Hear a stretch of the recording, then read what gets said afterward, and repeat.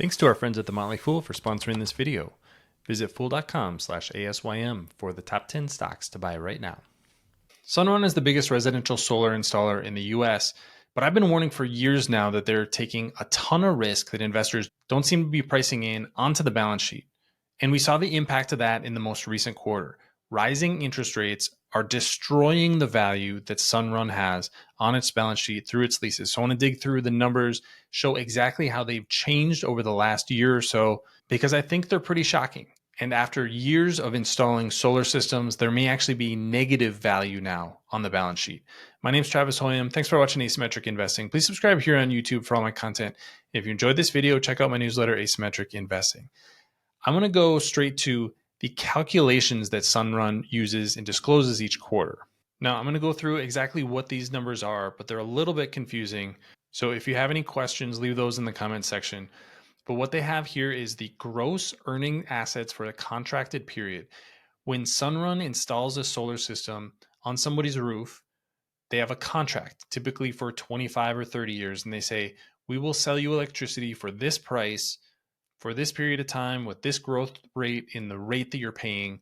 And that is the contracted period. What this is the present value of all of those future cash flows. So let's say you're paying $100 a month to Sunrun for the solar system that's on your roof.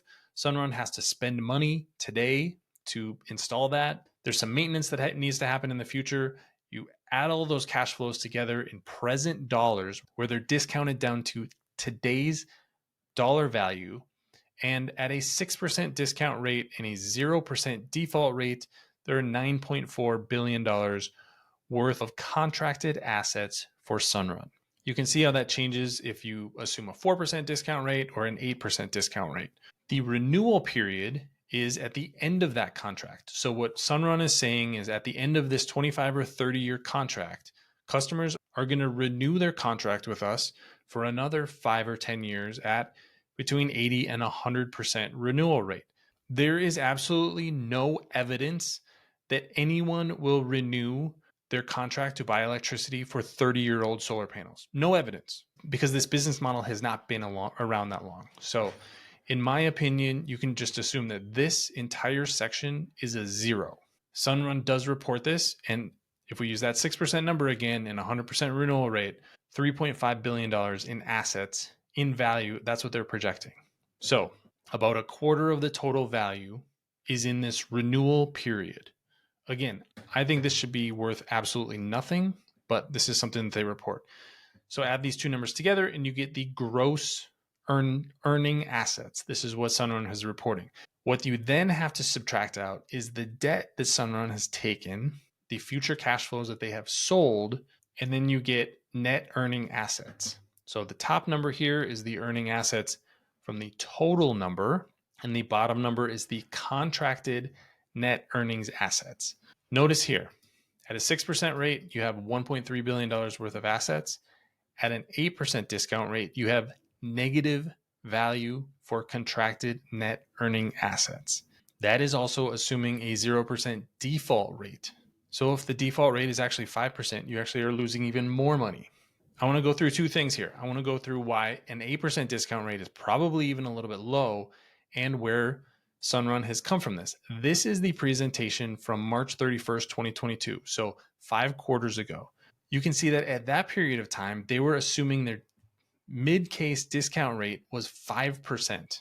So 5% discount rate was kind of the baseline. 7% was, oh my gosh, things got really bad. Even at that time, the net earning assets, $4.45 billion. Keep that number in mind. And that was including $3.1 billion of renewal. So there was only about $1.3 billion of assets. The problem is that discount rate of 5% is probably incorrect. It's probably more like 8%. And that's why we see this value destruction if we go back to the most recent second quarter 2023 numbers. So why is 8% a more appropriate rate? Well, again here, Q2 2022, how much is the cost of capital during the period? 5 to 6% is what management was saying in Q2 2022. Q2 2023, about 7.25%. So that cost of capital has gone up. And by the way, since then, short-term interest rates have gone up even further. So we should see this number be closer to 8% in future quarters. The impact of that is that most of the value that Sunrun has on its balance sheet, the future contracted cash flows, are negative. Remember, this already includes the debt that has been sold.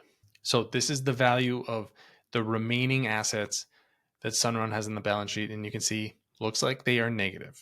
I've been arguing for years that Sunrun is being over optimistic with their interest rate assumptions, and that has absolutely come to pass over the past year. The problem for the company is now to offset this, what they're going to have to do is raise their prices or try to put pressure on their suppliers to lower their costs. And those are going to be two tough things. It's basically, if you're raising prices, you're probably shrinking the amount you can grow. And right now, it doesn't look like you're adding a whole lot of value on that in that contracted period, anyways. So this is, at the end of the day, just a really tough business to be in. You're more of a finance company than you are a solar company, and so you're taking on the same kind of risks that a bank takes on. Banks have interest rate risk. Sunrun has interest rate risk, and that's exactly what we're seeing right now. If you think interest rates are going to go down, maybe Sunrun will be fine. But if interest rates go up, the company's value that it has on the balance sheet isn't going to be negative $88 million. It's going to be even more negative than that. That's what I would worry about in the future. So this is a risk that we've seen coming. I have covered it before, but it seems like the market is just starting to realize this. So what do you think about Sunrun's future? Leave your comments in the comment section below. Don't forget to subscribe to Asymmetric Investing. Thanks for watching, everybody. See you here next time.